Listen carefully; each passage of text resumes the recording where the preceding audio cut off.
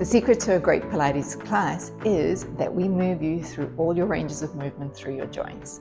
The other thing is we often eliminate gravity, which means you can't put in your normal patterns that you use in everyday life. So we reset the nervous system, and that's why you leave feeling so much lighter, freer, taller, and a little bit happier. So let's get all of those things into our body as we come and take a lie down onto our back and just setting ourselves up for where we are in space. So allowing the weight of the head to rest, the shoulders and the ribs, and then the back of the pelvis. Always feel like your feet are fairly narrow and in line with the base of your sit bones so that you're not wide and opened with the knees. We're going to just rest the arms down. We're going to start with a rolling back into your pelvis and then a rolling forward. So as we do this, I like to mention that the pelvis is connected at the back of the body by a bone called the sacrum. So it's part of the pelvis, the sacrum bone, but then it's also connected to the spine. So when we move our pelvis, there's a strong correlation that our spine is going to be moving. So allow that freedom of movement to happen on the mat, almost like a wave kind of coming into shore and then going away again back to the ocean. We're going to move that now into a bridging action, so rolling the pelvis away from the floor and picking yourself up into the air, and then rolling your body back down again.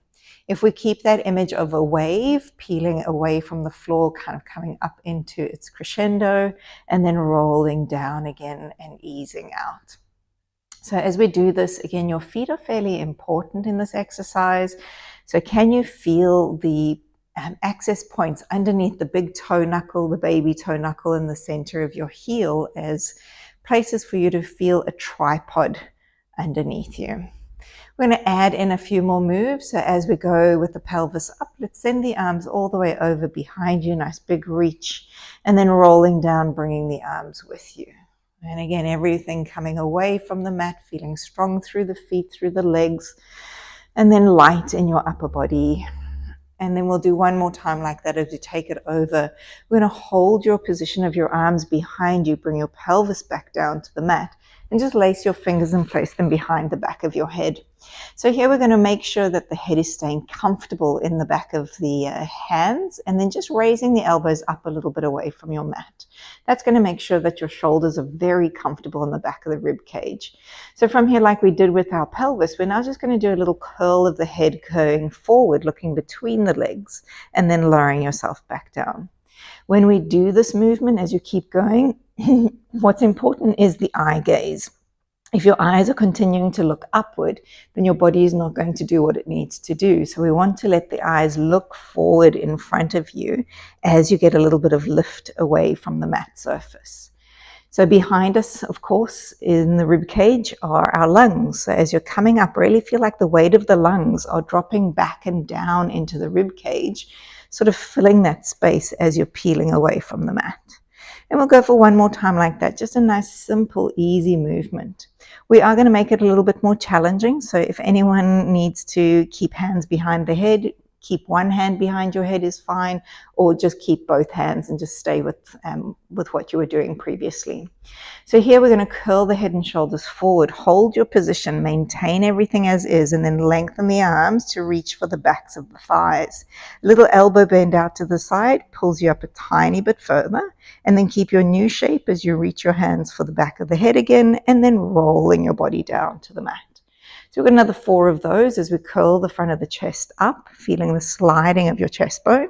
Maintain your body shape, and then add another peel of a rib away from the floor. And then reaching the hands back to find your head and lowering yourself down. So we use a breath out as we curl the body forward. And then as we stay, we inhale into the back of the rib cage. And then exhale, sigh the breath out.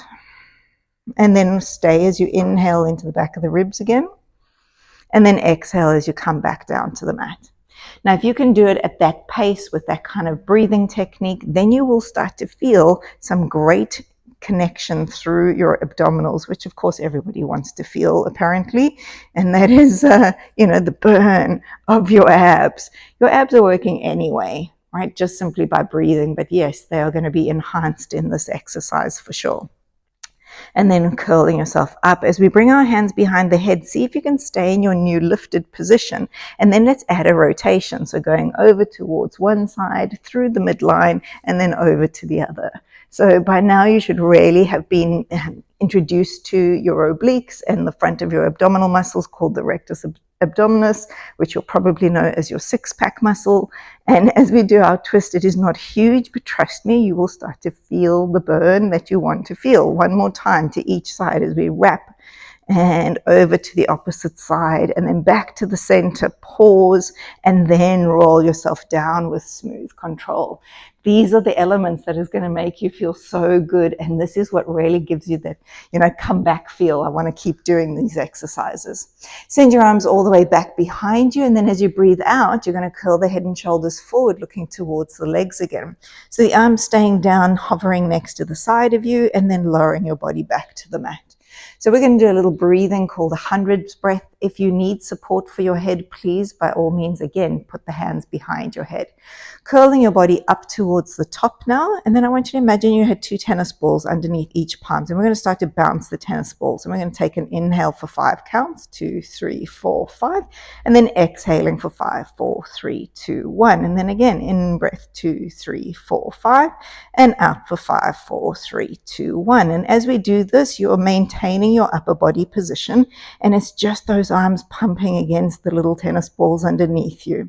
I also like to imagine that I am just using my arms to help me stay in the lift, kind of like a bird who's flapping its wings, staying in space.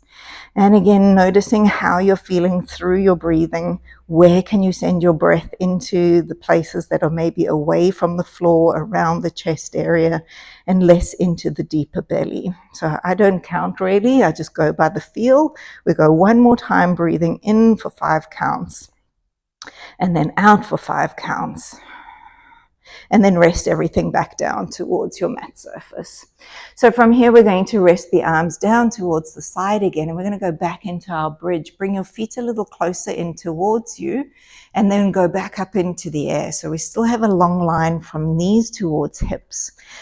This next position, we're going to float a leg off of the floor. So let's go onto the ball of the foot to first move, and then bring your knee in toward you, and then lower the ball of the foot on, and then the heel on. Switch legs as you rise up onto your toes on the next leg, and then pulling the knee in, and then lowering your toes onto the mat, and then your heel. So we're going to stay here. We've got another 4 to each side. And as we do this, it is a very controlled movement. It is very precise. I want the heel to lift. I want the toe hinge. Then I'm going to float the leg in, and then I'm going to replace it onto the toe hinge and the heel down.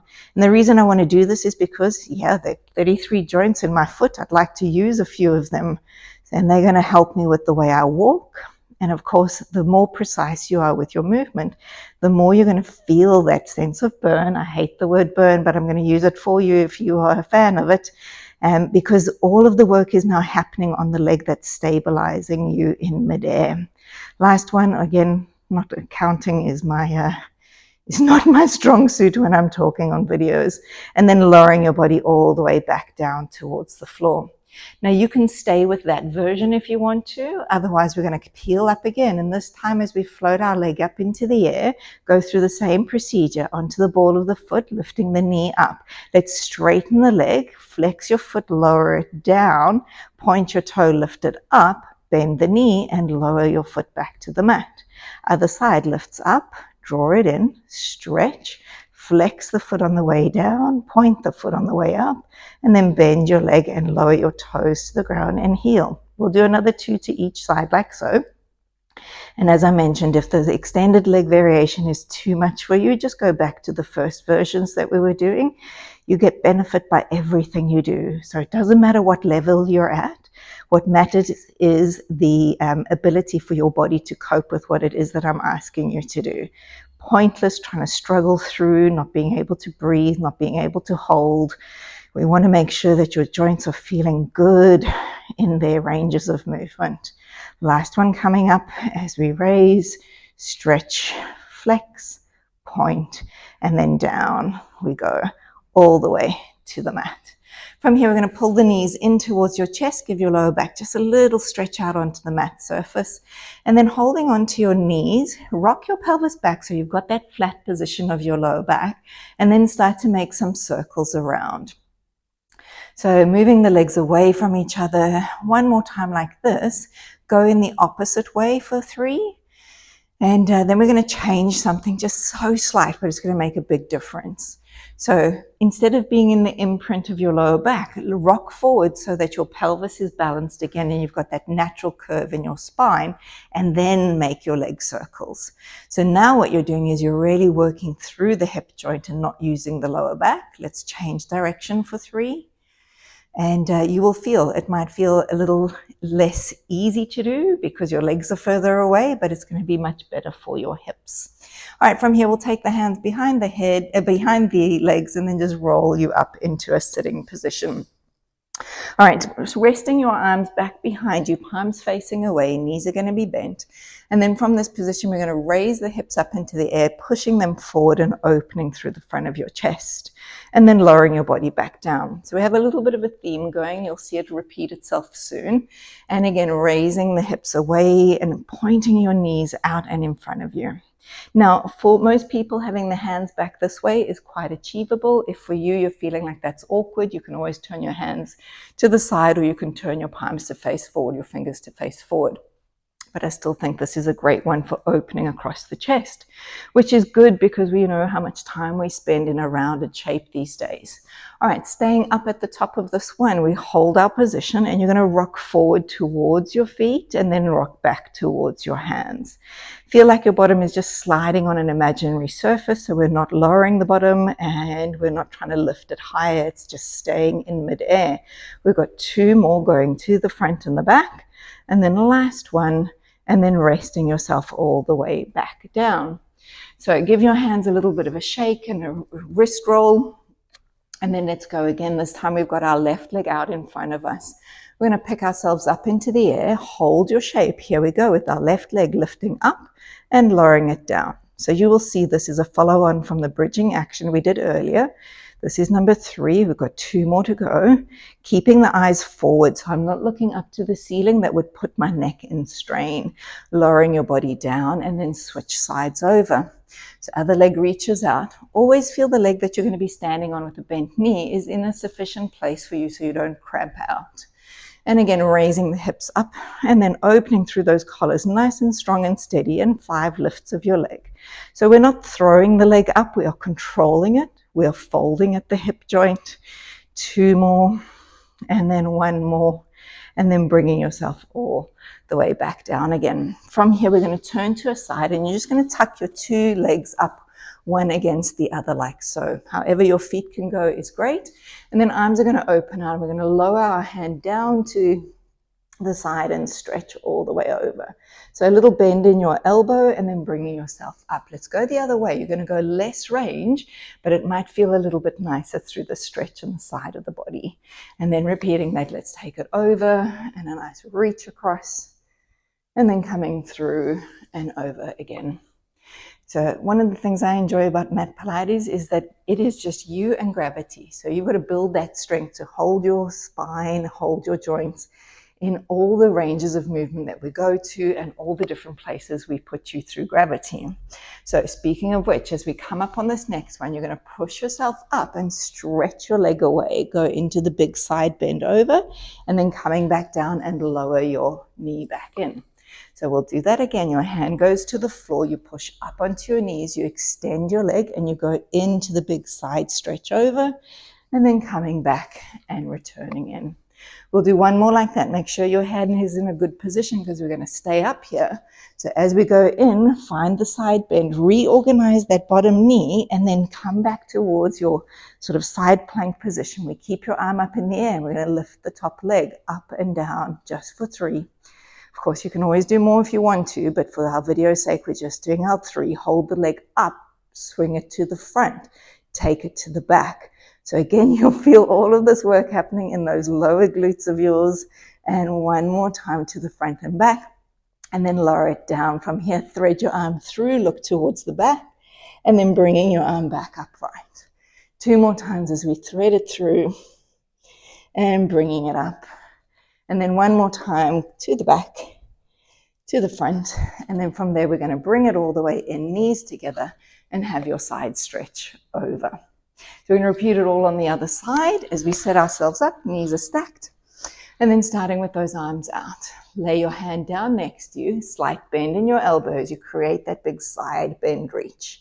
And then coming up and over we go. So always fun to see the difference between the two sides of your body as you're going over. Just notice, is it easier?